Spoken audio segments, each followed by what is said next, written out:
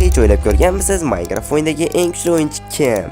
Ko'p odamlar uni Dream yoki Aquavest deb o'ylaydi, lekin bu noto'g'ri. Masalan, har bir o'yinchining o'z kategoriyasi bo'ladi, biri qilish turishadi, biri bo'lsa kristalda.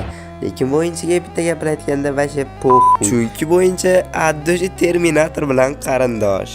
Va bu o'yinchining ismi Marlo.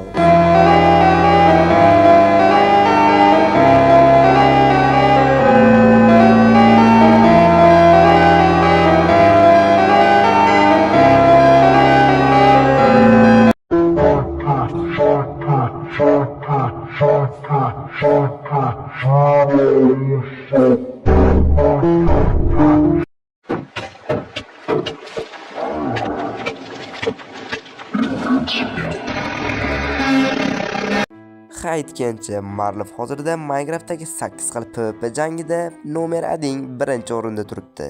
Sizlar aytishingiz mumkin, bundan million marta Dream yaxshiroq o'ynaydi deb, lekin bu xato, chunki u Dream bilan ham o'yin qilgan, 5-0 hisobida yutgan va Clone Pirates bilan o'ynaganda esa 100-0 hisobida g'alaba qozongan.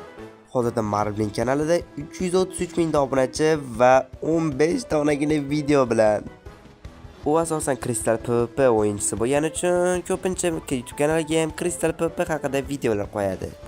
Va hozirda u juda ham ko'p o'yinchilar bilan birga bir jang olib bormoqda va hammasida yutib kelyapti. Va shetda yana bir ma'lumot, Clone Pirates mana MrBeast videosida qatnashgan eng kuchli o'yinchi nomi bilan tanilgan odamlardan bittasi. Mana ko'rib turishingiz mumkin, Minecraftdagi top 6 ta reyting turibdi va bu yerda 2-o'rinda It's Realme va Marlovning ashaddiy raqiblaridan biri. Lekin bu bilan haligacha birga bir match o'tkazilmagan.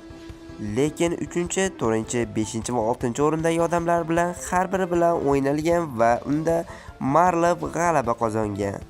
Va shuning uchun muxlislar ham ikkilanib qolgan, It's Realme kuchlikmi yoki Marlov. Va buni yaqinda javob topamiz deb umid qilaman va bularning matchi yaqin orada bo'lib o'tadi menimcha. Va videomiz shu joyda tugaydi. Agar video yoqqan bo'lsa, kanalimizga obuna bo'lib, videoga like bosib qo'yishni unutmang.